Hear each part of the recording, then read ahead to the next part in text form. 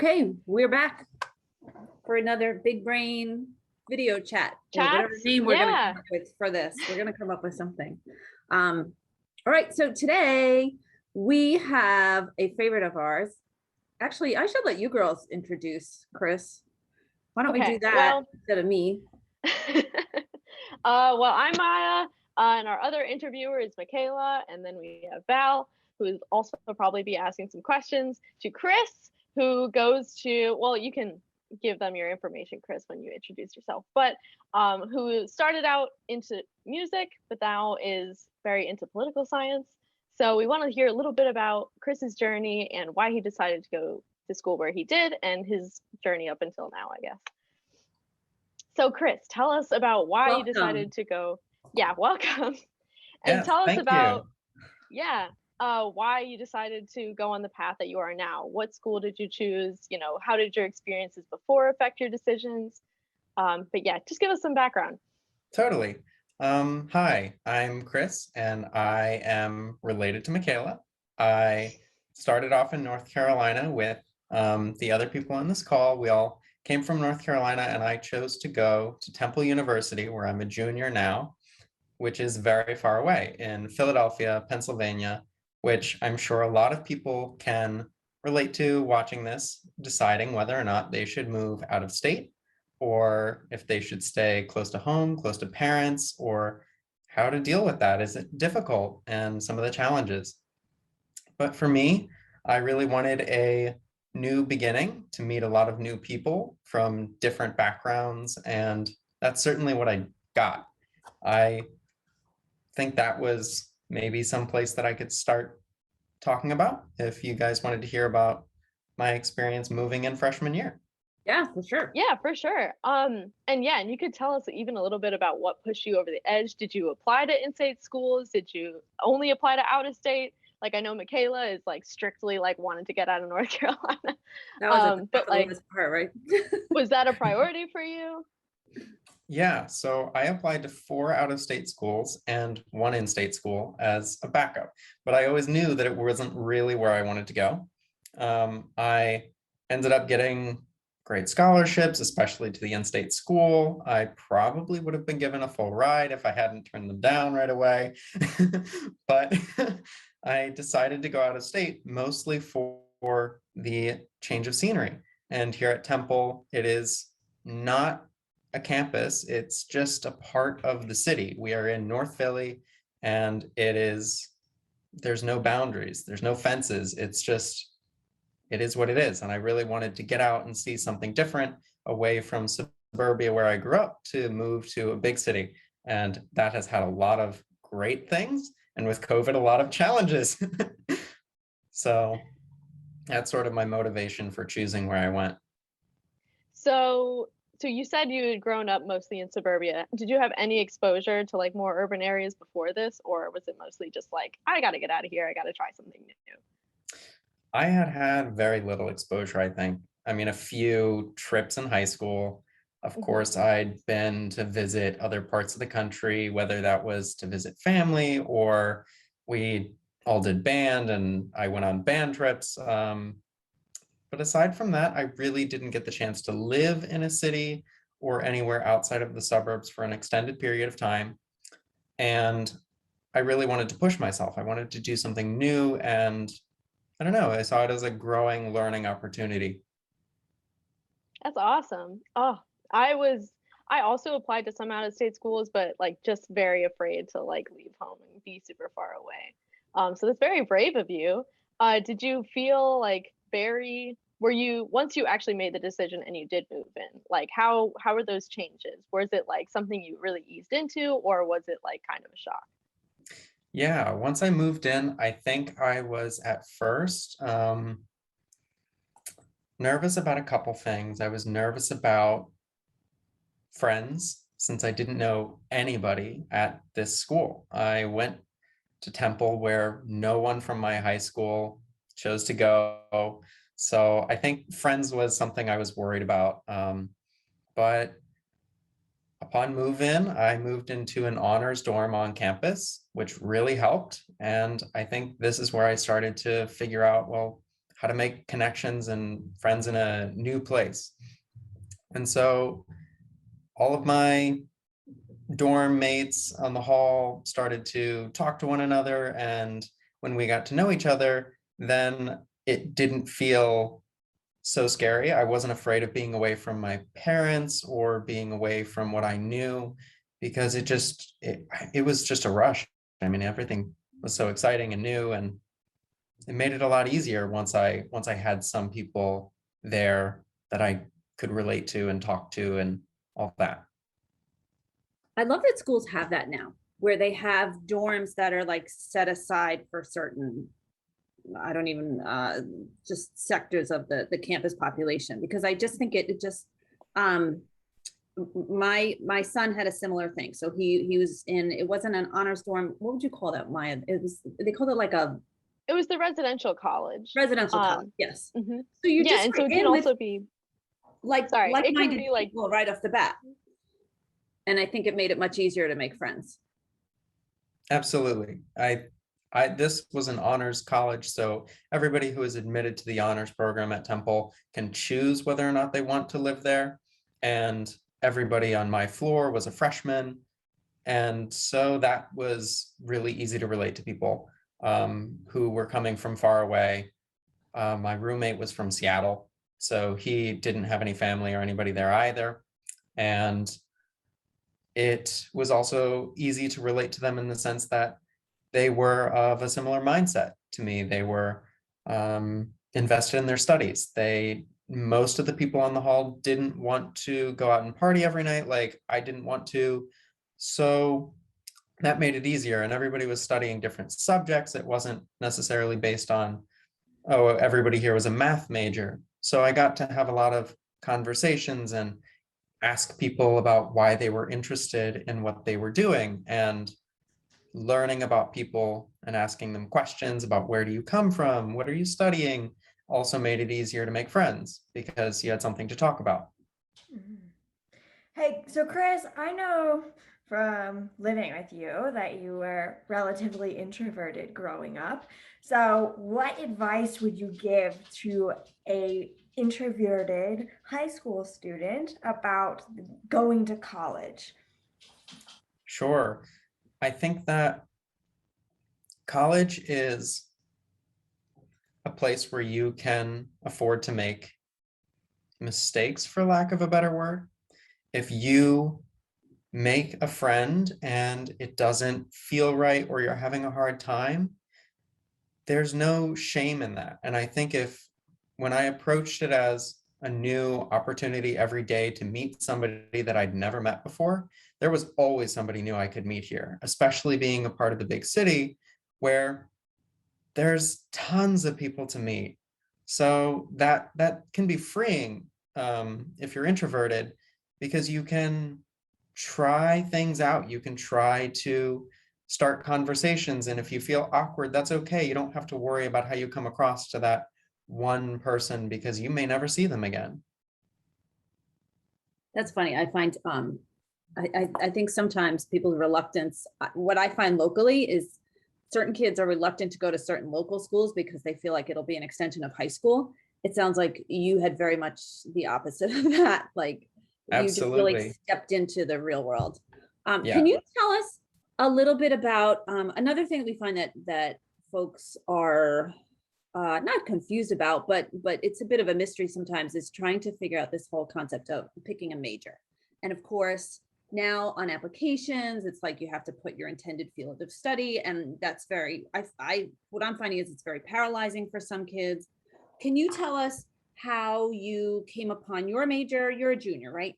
Yes. And like what your path was and sort of how you got to where you are. I think I had a bit of a rocky road getting to the place that I'm in now, because I had applied to all of my schools as a music major, and I was accepted to Temple as a music double major in bassoon performance and music education, and I wanted to teach. However, prior to coming, over the summer, I sustained an injury that I was not able to recover from in time, and I wasn't able to play. So I had to change my major before ever arriving and seeing the campus. Well, really ever seeing the campus.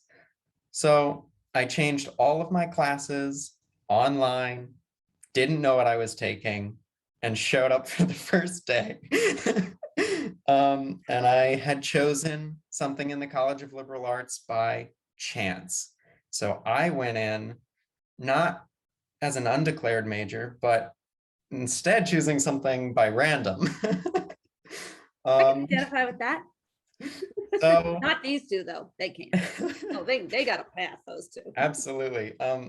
Mikaela, on the other hand, I know that she knew what she wanted to do and had an interest in animals and veterinary sciences since she was like 2. And here I was showing up to college, not even knowing the classes that I'm in or why I'm here. So I think a lot was, of our viewers will very much identify with that and feel a certain sense of comfort of like, okay, wait, you had a very defined path and within a short time, yeah, you scrapped it and you tried something new. I think what helped me deal with that scary transition was jumping in. I think that the scariest thing to do is to wait and to let that fear build up as you maybe aren't certain, but if you try to take as many classes as you can of different subjects, or if you really think you're interested in something, taking a variety of classes in that subject isn't a bad idea. At worst, because you're still a freshman, they'll probably count as electives as long as you stay in that college that you're like, I'm in the College of Liberal Arts. Trying it helped me the most. I would say that I got into a lab right away. I should clarify that I'm a psych major now with a philosophy minor, although at first I declared an environmental studies major. So I tried an environmental studies course, dropped out very early on. Then I decided to try psychology courses second semester. And in the meantime, for filler courses, just take your gen eds, take the classes that you need to graduate. So I took a bunch of psychology courses, got into a lab, started working with researchers and trying to run my own studies because I wanted to see as fast as I could if this was something that I would want to continue to do. And it turns out, yes and no. I think it's okay to learn along the way what you're not interested in. And I think that's the benefit in trying to take a lot of courses and dive right into taking things in different fields, is you can learn that you don't want to do certain things. And if you can say, I thought this would be interesting, but it seems different to me now than I had originally expected, that's valuable information for you to use as you narrow down your options, which might lead you to something that you really enjoy. It really is. Yeah. I think that absolutely helps in the decision-making process of like, all right, well, this is what I don't want to do. I mean, it just, even sometimes it just narrows the field just a little bit, but it certainly helps get you on track. So I'm sorry, do you guys have questions? I have a million questions as usual, so I have to like hold back. Yes, your story is so interesting. I didn't know, I thought you by choice decided to switch out of music, but you actually had an injury that prevented you from being, so did you get injured and then you were like, okay, I'm not going to be able to play this first semester, and they were like, well, you have to drop from the program? Or was it more of like oh, well, I can't play now, but I don't know, maybe music isn't right for me? Like stepping back from it maybe made you realize that it wasn't for you, or was it mandated? I don't know. I still love music. Okay. And I, at the time, was just angry and upset and had a difficult time moving on. So I was simultaneously seeking treatment, wondering, how long is this going to take? Will I get better in time? And I took a few classes in the College of Music my freshman year. sort of as placeholders. Now they're ending up as electives, which again, isn't necessarily a bad thing. You're going to need electives anyways. So I took those as placeholders, some basic requirements like intro piano classes and music theory to see if, all right, if I can heal in time, I'll transfer back. I had contacted the dean. He gave me a 6-month extension before I would have to re-audition. So that was very generous. He allowed me to consider if I was able to redeclare music as my major in 6 months, but I was not, and that was okay. I still wanted to make use of being here. And like I said at the beginning, I learned to focus on other opportunities and aspects of what I could get out of coming to college, like being in a new place, being around people where all of my roommates freshman year, except for my roommate and the roommates across the hall, all of them except for one are Indian. So I was learning about new culture, hearing about their religions, their different languages, because they didn't even speak the same languages. India is a big continent, subcontinent, and it was interesting that I was learning to focus on other things than just the classes. I was trying to then take a bigger picture approach.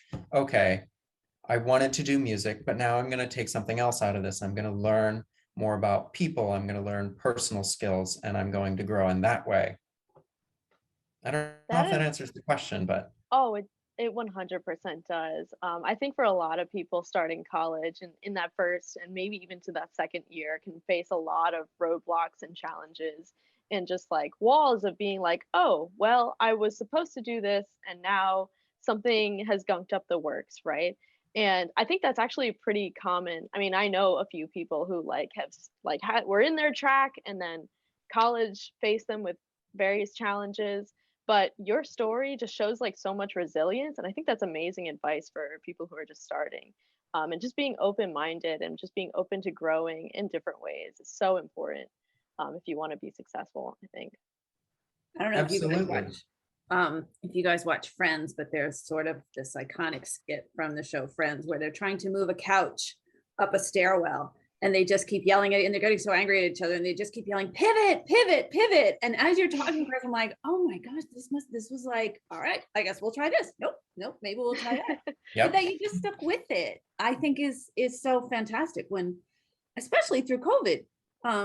And so now, are you, did trying all these different things, did that put you behind in any way, or were you able to fill, like you said, with the gen ed slots and the electives that you needed anyway?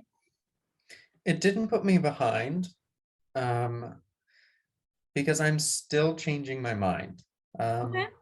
I'm in a psychology major, and then I realized, oh, well, maybe I want to try something else too. So I'll pick up a philosophy minor, and I had room to do that. So I am now taking a load of different philosophy courses. And then I thought, oh, well, philosophy has interesting implications for the law.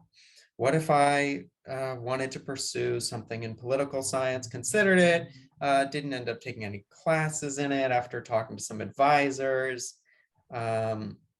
still changing my mind about what I want to do within psychology. Do I want to go to grad school? For what? There's different opportunities in that. Do I want to be a therapist? Do I want to go into research and academia? Do I want to get a PhD or a master's or none of the above? And I don't think it puts you behind, because if you want to continue your education and you want to add that minor or a double major, or you have time to switch your majors, or you're going to go to grad school. If you want to go to grad school, sometimes you can go to grad school for very different things than what you majored in undergrad. I think that allows you the flexibility to keep figuring it out as long as you keep going with it. And you only sort of run out of time when you choose to stop. That's such a great, I love how you put that. Yeah, Chris, I want to reassert to you too that I think that's something we both are good at is championing this mentality of being a lifelong learner and always being flexible and taking whatever opportunity it is, and just recognize that that is the key to the human experience, right? Just try to keep learning as much as you can and then using it in some positive way. Absolutely. I love that, because it puts a focus on the journey and not so much the destination. Let me just, and for some people though, that's an important way to approach it, is they just have to look at it as like, look, I got to check this box, I got to get this bachelor's degree and move on with my life. But I think that's great about you sharing your story, because people can see it doesn't have to just be one way, one path. Yeah, I think in high school there is one way, one path. Right. There's right. a set amount of classes and the goal is to graduate. Yeah. But in college, I don't even think there's any shame in doing anything as radical as it seems. If you need to take a leave of absence, or if you transfer schools, or if you drop out because it's not right for you and your mental health or your physical health are suffering, I don't think there's any shame in that, because you can go back to school if that's what's right for you at a later time. And college has this flexibility about it that high school doesn't have, that I hope some of these examples might shed light on just how flexible it really is. That's why I keep saying that I try things. I'll throw myself into a new situation and I'll try to absorb as much of it as I can. But that's all that I take into it. I don't have an end goal in mind. I'm not really clear about where I want to end up. But that doesn't need to be there like it did in high school. It's not the same. I love that you made that comparison. Yeah, and I think that's part of what I think is what I find so hopeful for kids who are just, I don't know, I feel like high school is it's challenging, whether it's, just the college piece or just so many aspects of it. So to find that like you're going to step into this other situation that is so different on so many levels, and I don't know, I find it very hopeful. All right, did you guys have other questions? I was going to get to our $1 million question at the end. We like to ask our guests, what ask them the same question every week. So what advice would you give to your 17-year-old self, or your, high school junior, senior self? And you can think on that if you like. Sorry, we should have sent that question ahead of time. Because I feel like you were probably in very different mindsets, like that senior year when you're auditioning and you're like, hell yeah, I'm gonna do music. This is like, I'm really awesome at this. Like, I love it.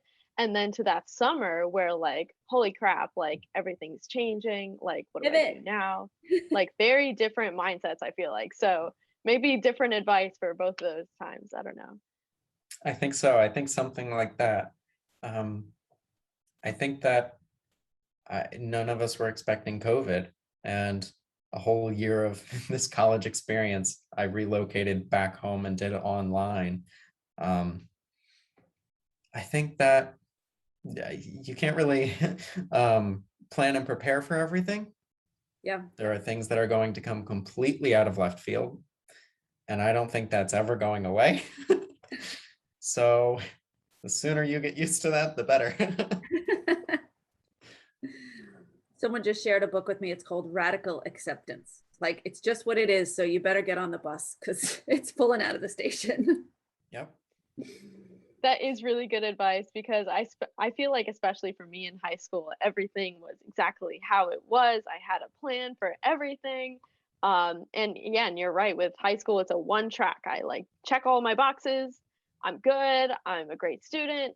And then in college, like, stuff happens and it doesn't always go your way. So I think really changing to that like flexibility mindset is totally great advice for any high school seniors, juniors, people looking to go to college. So just being able to adapt. I think that some people are totally successful going into college with a one-track mindset that they want to end up somewhere, and that they are going to have the grit to stick it out no matter what. And there's merit to that if that's what you find calling to you. Yep. But that's not the only way. And I think some people get confused and think that you're either lost and being unproductive or not accomplishing anything, or you are accomplishing your one set goal. And I think that there's a gray area and a room for success if neither of those options fit. I love that. And I think you're me too. Chris, like always, you're wise beyond your years, and I need to take lessons from you. Me too. Oh my gosh, if I was I know. smart at that age, still trying to figure out what I want to do. Yeah. And I feel like in college, it really is easy to like see other people and they're like, oh, well, they're all doing this thing. And because you have this ambiguity with what you could be doing and like what level you could be taking yourself at, it's really easy to compare yourself to others. Even me, I like still deal with that. And I didn't do this, so I'm not good enough. And that can be really challenging. But I think just being able to accept yourself and accept your situation is so key. Yeah. Love it. Yeah. All right. Well, we know you're a busy person, learning and learning and learning. So we don't want to take too much more of your time, but thank you so much for being here and sharing with our people. I mean, I got such feeling of like, oh, okay, there really are different ways. Like if you just shift your mindset a little bit, there's nothing wrong. Like you said, you're a lifelong learner and you're only stuck when you stop. So I loved your message of just keep trying new things, and if it doesn't work out, it doesn't work out. It's just a guidepost that says, no, go this direction instead of that direction. That's all. I love it. I might end up graduating with a degree in psychology and philosophy, but if I find an opportunity to go work in the music industry, I might do something without a degree at all. And I think that's sort of maybe the last thing I'll leave on. It's just that if that's what you do, that's fine. Yeah, right. And it all works out. Good stuff. It'll be all okay. right. Yeah. Well, thank you again for being here.